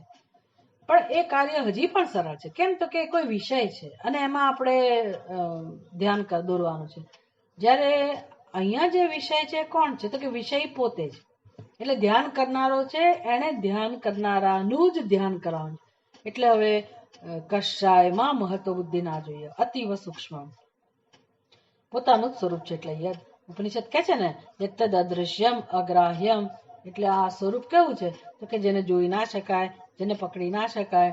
એટલે કર્મેન્દ્રિયનો વિષય નથી, જ્ઞાનેન્દ્રિયનો વિષય નથી, મન બુદ્ધિનો વિષય નથી. આવું જે ધ્યાતાનું ધ્યાન કરવાનું છે, માટે અતિવ સૂક્ષ્મ શબ્દ વપરાયો. વળી સમાધિ ને બધામાં અનુભવનું મહત્વ હોય છે. એટલે અતિવ સૂક્ષ્મ પરમાત્મા તત્વ, તો જેને ખરેખર તો પરમાત્મા તત્વને આપણે બનાવવાનું હોય કે મારે કંઈક બનવાની પ્રક્રિયા હોય, એમાં કશું બનવાનું નથી, કે કોઈ અનુભવની પણ જરૂર નથી. એવો સ્પેશિયલ અનુભવ, એનું નામ સમાધિ એ પણ છે, પણ એ સાધનનો નિર્દેશ અહીંયા નથી. કેમ તો કે આત્મા અનુભવાય જ રહ્યો છે. એટલે આત્માને મારે અનુભવવાનો તો હજી હું અનુભવ કરનાર જુદી, અને આત્માનો અનુભવ, અથવા તો ભલે મારો અહંકાર ના હોય પણ એક પરિસ્થિતિનો મેં અનુભવ કર્યો, અને હવે એ પરિસ્થિતિમાંથી હું બહાર આવી જાઉં અને વળી પાછું હું અજ્ઞાનની સ્થિતિમાં આવી જાઉં, તો એવી અવસ્થા અને પણ અહીંયા સ્થાન નથી, એનું પણ મહત્વ નથી. અને આગળ આપણે ચર્ચા કરીએ એમ જો આપણાથી દૂર જ હોત, અન્યત્ર હોત અને ધ્યાન કરવાનું હોત, એવું પણ નથી. એટલે પરમાત્મા પરોક્ષ પણ નથી, એ અપરોક્ષ જ છે, અને એ સિદ્ધ જ છે. એટલે મારે એવી કોઈ રીતે કશું બનવાની કે કોઈ મારી અંદર કોઈ પ્રક્રિયા થવી જોઈએ, એને હું પરમાત્માની અનુભૂતિ કહું, કે કોઈ અવસ્થા ઉત્પન્ન થાય ચિત્તની અંદર, એને આપણે આવી કશાની જરૂર નથી. સૂક્ષ્મ બુદ્ધિ એટલે આ બધું. અતિવ સૂક્ષ્મ પરમાત્મા તત્વ, નિર્ગુણતયા અતિવ સૂક્ષ્મ. ક્યાંક તો તમે મને એનું વર્ણન કરીને કહો કે પરમાત્મા કેવો હશે, તો હું જોઉં એને. કંઈક તો ચિહ્ન આપો કે એનો પ્રકાશ કઈ પીળા રંગનો પ્રકાશ હોય, કે પ્રકાશ એનો પ્રકાશના રૂપમાં દેખાય, કેવા પ્રકારનું તેજ હોય, શું હોય, એમ આપણે હંમેશા એને ઓળખવાનો પ્રયાસ કરીએ કે કેવો દેખાતો હશે, એનો કેવો અવાજ, કંઈક દિવ્ય અવાજ હોય તો આપણે એમ ઈચ્છીએ, માનીએ કે પરમાત્માની અનુભૂતિ થઈ, કે દિવ્ય દ્રશ્ય દેખાય, કે દિવ્ય રંગ દેખાય તો આપણે એમ માનીએ કે પરમાત્મા. આવું તો શક્ય નથી. કેમ? તો કે નિર્ગુણતયા, ભગવાનની અંદર કોઈ ગુણ જ નથી. શું કરવું? નિર્ગુણતયા. આવું હોવાથી અતિવ સૂક્ષ્મ પરમ પંચકોશ વિલક્ષણમ, પરમ આત્મતત્વમ. પરમ એટલે શું? પંચકોશ વિલક્ષણમ, 5 કોષ. આ જગતનો અનુભવ પણ થાય છે મને, પણ સૌથી વધુ અનુભવ કોનો થાય? તો કે ઉપાધિનો. તો ઉપાધિમાં હું ક્યાંક કોઈ રીતે પરમાત્માનું દર્શન કરી શકું? તો કે ના, 5 કોષથી પર છે. તો પંચકોશ વિલક્ષણમ. આ બધામાં તો આવામાં જે લક્ષણો છે એવું એકે લક્ષણ આત્મામાં નથી. આત્મતત્વમ ત્રિવિધ પરિચ્છેદ રહિતમ. ત્રિવિધ પરિચ્છેદ રહિતમ એટલે દેશ કાળ આ બધાથી પર છે. નહીતર મેં સવારના બ્રહ્મ મુહૂર્તમાં ભગવાનનું દર્શન કર્યું, તો એનો અર્થ કે ભગવાન બ્રહ્મ મુહૂર્ત પૂરતો જ અવેલેબલ છે, ત્યાં જ તમે એનો અનુભવ કરી શકો. તો એવું કઈ કાળના રૂપમાં બંધાયેલો નથી ભગવાન. અમુક જગ્યાએ હિમાલયની કોઈ ગુફામાં જઈએ ને આપણને દિવ્ય અનુભવ થયો હોય અને મનમાં એવો નિર્ણય હોય કે ત્યાં જ પરમાત્મા છે, એટલે વારે વારે ત્યાં જઈએ, તો દેશમાં પણ એ બંધાયેલો નથી. અને અમુક જ એની સ્વરૂપ છે, આવું પણ નથી. નિર્ગુણ નિરાકાર એટલે 3 ત્રિવિધ પરિચ્છેદ રહિતમ. તો પછી કેમ ઓળખવો એને? તો કે સ્વપ્રકાશ. સ્વપ્રકાશ એ સાવ અંધકારમાં એ નથી એવું એ નથી, છે તો ખરો જ, પણ કેવો છે? સ્વપ્રકાશ. એટલે હવે ઓળખવાના જેટલા કરણો આપણી પાસે હોય એ બધા કરણોને આપણે બાજુએ રાખવા પડે કે તમારું અહીંયા કોઈ સ્થાન નથી. અને બધા કરણો હંમેશા કામ કરવા તત્પર છે. કે હું જોઈ, આંખોને એમ થાય હું દર્શન કરી આવીશ, કાનને એમ થાય હું ભગવાનનો અવાજ અનુભવ કરી લાવીશ. એમ બધાને પોતાનું જ્ઞાન, દરેક જ્ઞાનેન્દ્રિયને એવું હોય કે હું પરમાત્માનું દર્શન કરું. મનને તો એનાથી વધારે હોય, કારણ કે બધાથી ઝડપી દોડનારું.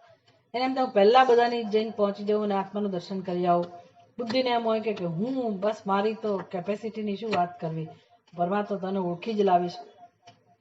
એટલે કહે છે કે આ બધા જે ઓળખનારા કરણો છે, જે જ્ઞાનમય છે, એવા આખા જગતનું ભલે જ જ્ઞાન કરાવી શકે, પણ પરમાત્માનું જ્ઞાન કરાવી શકે એવા નથી. કેમ? તો કે એનો જે જ્ઞાનનો પ્રકાશ છે એને પ્રકાશિત કરનારા આત્મા છે, ત્યારે એ બધા કામ કરી શકે છે. એટલે એ બધા આવા આત્મ સ્વરૂપને પ્રકાશી ના શકે. સ્વપ્રકાશ સદાનંદ રૂપમ. એટલે હવે આ પરમાત્મા એવો છે કે તો સ્વપ્રકાશ છે અને સદા આનંદ રૂપ. આવું જેનું સ્વરૂપ હોવાથી આત્મયાથાત્મ્યમ સ્થૂલ દૃષ્ટ્યા. આ જે સ્વપ્રકાશ અને સદાનંદ રૂપ છે ને, આ બધા વર્ણન કર્યું ને આટલા શબ્દોમાં. તમારી પાસે પુસ્તક નથી એટલે કદાચ તમે ફરીને જોઈ ના શકો, પણ આટલું યાદ રાખો. પંચકોશ વિલક્ષણમ અતિવ સૂક્ષ્મમ. એમ કેમ કહ્યું પરમાત્માનું સ્વરૂપ? તો કંઈક તો નિર્ગુણ છે. નિર્ગુણ છે એટલે 5 કોષથી વિલક્ષણ છે. વળી એ આત્મતત્વ કેવું છે? દેશ કાળ વસ્તુથી રહિત છે, એટલે એનું ક્યાંય કોઈ વ્યાખ્યા ના થઈ શકે. સ્વપ્રકાશ સદાનંદ રૂપમ. એક તો સ્વયં પ્રકાશ છે અને હંમેશા આનંદ એ જ એનો સ્વભાવ છે. આ જે છે એને કહેવાય આત્મયાથાત્મ્યમ. આત્મયાથાત્મ્યમ આવું જે સ્વરૂપ છે, અતિવ સૂક્ષ્મમ પરમાત્મા તત્વમ. આ જે સ્વરૂપ એનું છે તે આત્મયાથાત્મ્યમ, આવો આત્મા છે તે સ્થૂલ દૃષ્ટ્યા. શ્લોકમાં કહ્યું ને, સ્થૂલ દૃષ્ટ્યા ન પ્રતિપત્તુમ અર્હતિ. સ્થૂળ દ્રષ્ટિથી એને જાણી ના શકાય. આવું જે આત્માનું સ્વરૂપ છે એવું આત્માના યાથાત્મને સ્થૂળ દ્રષ્ટિથી જાણી ના શકાય. સ્થૂલ દૃષ્ટ્યા એટલે શું? શરીર આદિ સ્થૂલ વસ્તુ વિષયિન્યા દૃષ્ટ્યા. વિષયિન્યા દૃષ્ટ્યા એટલે શરીર આદિ સ્થૂલ વસ્તુ વિષય. આ શરીરને શું કહેવાય? સ્થૂલ વસ્તુ. શરીરથી શરૂ કરી આપણું શરીર કે કોઈ પણ શરીર, ત્યાંથી શરૂ કરી અને જગતનો કોઈ પણ વિષય, આ બધાનું દર્શન આપણે કરી શકીએ. એમાં આપણે પોતે એનું દર્શન કરનાર વિષય અને આ બધા દર્શનનો વિષય છે. આવી દ્રષ્ટિથી આપણે જે જગતનું દર્શન કરીએ કે હા હું ઓળખું છું ને, હું જાણું છું ને, બરાબર જાણું છું. નત્વમ વેત્ત બ્રહ્મણો રૂપમ યદિ મન્યસે સુવેદિતમ. જો એમ કહેતો હોય કે હું બરાબર જાણું છું, ગુરુજી કહે છે જરાકમસ્તુ માત્ર જાણે છે. કેમ તો કે આ આત્મા આવી રીતે જાણી જ ના શકાય. જગતના સ્થૂળ વિષયોને જે રીતે જાણીએ એ દ્રષ્ટિથી ના જાણી શકાય. એટલે આ જગતના વિષયોને જાણવાની દ્રષ્ટિ છે એને સ્થૂળ દ્રષ્ટિ કહેવાય. તયા દૃષ્ટ્યા અંતઃકરણ વૃત્ત્યા પ્રતિપત્તમ વ્યાપ્તુમ ન અર્હતિ.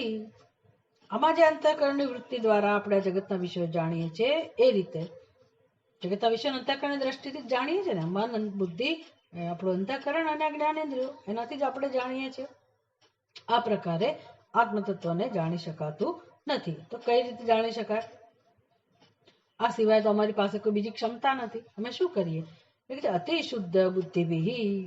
શંકરાચાર્યજી કહે છે અતિ શુદ્ધ બુદ્ધિભિ. અતિ શુદ્ધ બુદ્ધિભિ એટલે શું? તો બધી શ્રુતિની અંદર બહુ બધા આપણને એવા વાક્યો જોવા મળે છે કે જ્યાં આપણને ચેતવે છે કે આ પરમાત્મા તત્વના દર્શન માટે આપણી અંદર કેવી યોગ્યતા જોઈએ. જ્ઞાનમ ઉત્પત્યતે પુંસામ ક્ષયાત પાપસ્ય કર્મણઃ. શ્રુતિ કહે છે કે ભાઈ ક્યારે દર્શન થાય? તો કે આપણે આવા બનવું પડે. ક્ષયાત પાપસ્ય કર્મણઃ. પુંસામ, પુંસા એટલે આ જીવને, મનુષ્યને, જ્ઞાનમ ઉત્પદ્યતે, જ્ઞાન ક્યારે થાય છે? તો કે પાપસ્ય કર્મણઃ ક્ષયાત. પાપસ્ય કર્મણા ક્ષયાત. હવે આવું તમે તો હમણાં તો કહ્યું ને કે ભાઈ બધા દર્શન કરી શકે, પણ મુશ્કેલી શું છે? મારું આત્મતત્વ છે. બહાર તો હું બધું જોઈ શકું, ત્યાં મેં ગમે તેટલા મારા ચિત્તમાં વિપરીત સંસ્કારો હોય કે મારું ચિત્ત ગમે તેવું હોય, બહારના વિષયો જોવામાં મારું ચિત્ત વચ્ચે આવતું નથી. એમાંય જો કે આવે જ છે. આપણે કઈ જગતને યથાર્થ નથી જોતા. જગતને દરેક જણ પોતાના એક ચશ્મા પહેરેલા અંદર એ રીતે જ જોવે છે. એટલે પારાવાર મુશ્કેલી છે ને. એટલે જગતને આપણે કઈ સાચું જોતા નથી, પણ છતાંય જગતને જોવા માટે એટલું મારું અંતઃકરણના દોષ વચ્ચે નથી આવતા. જરા તો કોને મારે સમજવાનું? તો કે આત્મ સ્વરૂપને. એટલે ચિત્તમાં જે બહિર્મુખતાના સંસ્કાર છે અનાદિકાળથી છે, અને આ બધા રાગ દ્વેષ, એના માટે પાપ શબ્દ વાપરે છે. અને પાપ એટલે મૂળ પાપ તો શું? તો કે કેવું કયું ખોટું કર્મ કરી બેઠા છીએ આપણે? તો કે મારું શુદ્ધ સ્વરૂપ છે એનો નિરાદર છે, એનો તિરસ્કાર છે. અને આ જે જડ 5 મહાભૂતમાંથી જે સર્જાયેલું શરીર છે એને આપણે હું કહીએ છીએ. એટલે આરોપ કરેલો છે આત્મા ઉપર. હું આ દેહ છું એવો આરોપ કર્યો. આ પાપ કર્મ છે. પોતાના સ્વરૂપને ન જાણવું અને આ રીતે આરોપ. તો ઠીક છે, તો જગતમાં આવે છે, અમે નથી ઉત્પન્ન કર્યું, આવું લઈને જ જન્મ્યા છે, બરાબર છે. પણ મનુષ્યનો જન્મ મળ્યો પછી પણ જો હું મારી જાતને આમાંથી ન મુક્ત કરું, છોડાવું નહીં, તો આ પાપ કર્મમાં જાણે કે વૃદ્ધિ થાય છે. એટલે કે છે પાપસ્ય કર્મણઃ ક્ષયાતેવ પુંસામ જ્ઞાનમ ઉત્પદ્યતે. એટલે અંતઃકરણ શુદ્ધિ જોઈએ. એટલે પછી આખી વ્યવસ્થા જ આપણી જીવન જીવવાની એવી છે. આ ચાતુર્વર્ણાશ્રમ જે વ્યવસ્થા હતી ને એ આને ધ્યાનમાં રાખીને જ હતી કે દરેક વ્યક્તિ પોતાના જીવનમાં પોતાનો જે વ્યવસ્થા છે એને મર્યાદામાં રહીને કામ કરે. અને મુખ્ય ધ્યેય કયું છે? તો કે પોતાના સ્વરૂપને જાણવું. એટલે ગમે તે જાણી શકે. શુદ્ર પણ જાણી જ શકે પોતાના સ્વરૂપને, કેમ ના જાણી શકે? એટલે એનું કર્તવ્ય જે છે કર્યા કરે, અને આત્માના સ્વરૂપને જાણવા માટે એ પોતાની સિદ્ધિ કરે. દરેક વ્યક્તિએ પોતાની ચિત્તની શુદ્ધિ કરવી એ જ જીવનનું ધ્યેય છે. પણ એ વ્યવસ્થા હોય તો જ થાય. એટલે એમાં હરીફાઈ ના હોય. પોતાના કર્તવ્યમાં નિષ્ઠ રહી અને દરેક વ્યક્તિ કામ કરે. એટલે ચિત્ત શુદ્ધિ જો ધ્યેય હોય તો મને જે મારા ભાગે કામ મળ્યું હોય કરવામાં કઈ વાંધો ના હોય. એમાં કોઈનો તિરસ્કાર ને એને કોઈ અવકાશ જ નથી. કોઈ ચડિયાતું ઉતરતું એવી પણ વ્યવસ્થા નથી. તો પછી અજ્ઞાનને કારણે, સ્વાર્થને કારણે જે વ્યવસ્થામાં પરિવર્તન આવ્યું કે એના દોષ બધા પ્રગટ થયા, એ જુદી વસ્તુ છે. પણ વર્ણ વ્યવસ્થા પાછળનું મુખ્ય પ્રયોજન આ જ છે કે દરેક વ્યક્તિ પોતાના આત્મ સ્વરૂપને ઓળખી શકે, એ રીતે જીવન જીવે. બીજી જગ્યાએ કહો કષાય કર્મભિ પક્વે તતઃ જ્ઞાનમ પ્રવર્તતે. કષાય એટલે આ બધા અંદરના દોષ છે ને એ બરાબર પાકે, નીકળે. એટલે હવે એ તો કેમ નીકળે? અંદરના દોષ કેવી રીતે નીકળે? એટલે જગતની રચના જેવી કરી છે ભગવાને કે તમે પેલી ભઠ્ઠીમાં બધા શાકભાજીને નાખો ને અને મોઢું બાંધી દો, માટલામાં બધા શાકભાજી ભરી એનું મોં બાંધી દો અને પછી અગ્નિમાં એ માટલાને તમે રાખો ઊંધું કે જેવી રીતે રાખતા અને તપે અને પછી અંદર કેમ બધું પાકે. એમાં સંસાર ભઠ્ઠી જેવો જ છે અને બધા જીવો જન્મે છે. તમે ઈચ્છો કે ના ઈચ્છો જન્મવું જ પડે છે. જન્મ્યા પછી શું મળે છે? એટલે બધાના જીવનમાં ત્રાસ તો છે જ, પણ એમાંથી એ ત્રાસ શેના માટે છે? તો કે મારી શુદ્ધિ માટે. હું આ પાકી જાઉં બરાબર. પાકવું એટલે શું? તો કે જે અશુદ્ધિ છે છૂટી પડે. આસક્તિ, રાગ, દ્વેષ બધું છૂટું પડે આપણામાંથી, અંતઃકરણમાંથી. આગળ દ્રષ્ટાંત આપશે સુવર્ણનું. પણ આ બધું આપણે જાણીએ ને તો પછી બહુ અંદર ફરિયાદ ના રહે. ભગવાને જગત આવું કર્યું એટલે ભગવાને કઈ મને દુઃખી કરવા નથી કર્યું. મારા જીવનમાં જે કઈ બધી ઘટનાઓ બનતી હોય તો દરેક વ્યક્તિ કયા સ્તરે ઉભેલી છે આધ્યાત્મિક ઉન્નતિ ના પ્રયાસમાં, દરેક વ્યક્તિ ક્યાં ઉભેલી છે, કોના ચિત્તની કેવી અવસ્થા છે, ક્યારે કોને કેવા વિયોગની જરૂર છે, કોને કેવા નિષ્ફળતા આપણે જે કહેવાય છે એની જરૂર છે, આસક્તિમાંથી છોડાવવા માટે આ બધાની જરૂર છે. એટલે એ બધામાંથી આપણે પસાર થઈએ. જો વિવેકપૂર્વક આપણે બધાથી પસાર થઈએ, આપણે જે શરણાગતિમાં સમજ્યા, નવદા ભક્તિમાં સમજ્યા, એ રીતે આપણું જીવન જીવીએ તો પક્કો બનીએ આપણે. ધીરે ધીરે આ બધા દોષ છે ને એ જાય. એ દોષ જવા એને કહેવાય કશાએ પક્વે સતી કર્મ બી. કર્મ દ્વારા આમ નામ ના પાકે બધું. કર્મ તો જોઈએ. તમે કર્મ છોડી દો તો કે આપણી અંદરના દોષ પાકે ને જાય એવું ના. કર્મ કરો તો જ ખબર પડે વ્યવહાર કરીએ ત્યારે કે કેવું કેવું થાય છે. એટલે એ કર્મમાં, કર્તવ્યમાં આપણી નિષ્ઠા હોય અને વ્યવહાર થાય તો સામે વ્યક્તિ જે વ્યવહાર કરે એમાં આપણે બુદ્ધિપૂર્વક, સૂઝપૂર્વક ભગવાનને આધારે રહી અને આપણા કર્તવ્ય કર્મ કરીએ તો એમ કરતા કરતા અંદરના દોષ પાકે, રાગ દ્વેષ જાય. આ જયારે બધું જાય ત્યારે તતઃ જ્ઞાનમ પ્રવર્તતે, તો પછી જ્ઞાનની ભૂમિકા સર્જાય. દૃશ્યતે ત્વગ્ર્યા બુદ્ધ્યા સૂક્ષ્મયા સૂક્ષ્મદર્શિભિ. આ બધા ઉપનિષદના વાક્યો છે. જે લોકો ઘણા સમયથી આ બધું અધ્યયન કરતા હશે એને ખબર હશે કે વાક્યો ક્યાંથી આવે છે. છતાંય તમને રસ હોય તો તમે લખી નાખો અને એનું કોટ ક્યાંથી કરેલા છે શોધી લાવજો. દૃશ્યતે તુ અગ્ર્યા બુદ્ધ્યા સૂક્ષ્મયા સૂક્ષ્મદર્શિભિ. બીજું વાક્ય, જ્ઞાન પ્રસાદેન વિશુદ્ધ સત્વ તતસ્તુ તમ પશ્યતે નિષ્કલં ધ્યાયમાનઃ ઇત્યાદિ વચન અનુસારેણ નિર્મલ અંતઃકરણૈઃ આર્યૈઃ શ્રુતિ સ્મૃતિ યુક્ત માર્ગગૈઃ. આર્યૈઃ એટલે શું? તો ટીકાકાર કહે છે શ્રુતિ સ્મૃતિ ઉક્ત માર્ગગૈઃ. માર્ગગૈઃ એટલે આ માર્ગે જનારા, બીજા બધાનું કામ નથી. કેવા લોકો? શ્રુતિ સ્મૃતિ ઉક્ત માર્ગગૈઃ. શ્રુતિમાં અને સ્મૃતિમાં, ઉપનિષદ, ભગવદ્ ગીતા વગેરેમાં જે માર્ગદર્શન આપ્યું છે અને એ જે માર્ગે લઈ જાય છે આપણને, એ માર્ગે જનારા સમાધિના અત્યંત સુસૂક્ષ્મ, અત્યંત સૂક્ષ્મ વૃત્તિ જે સમાધિ છે તે પ્રપંચ અવિષયકતયા, જેમાં હવે સંસારનો કોઈ વિષય નથી, આત્મા એક જ વિષય છે જે સમાધિનો, એવી સમાધિ વડે એને કહેવાય અખંડાકારા યા વૃત્તિ. અખંડાકાર વૃત્તિ, આમાં જ જેની નિષ્ઠા છે. એટલે હવે બીજા કોઈ સંકલ્પોને સ્થાન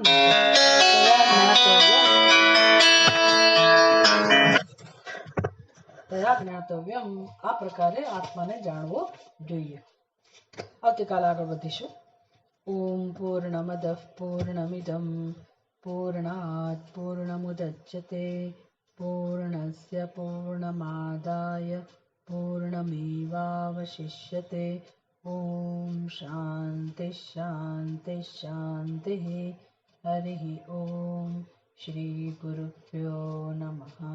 હરિ ઓમ.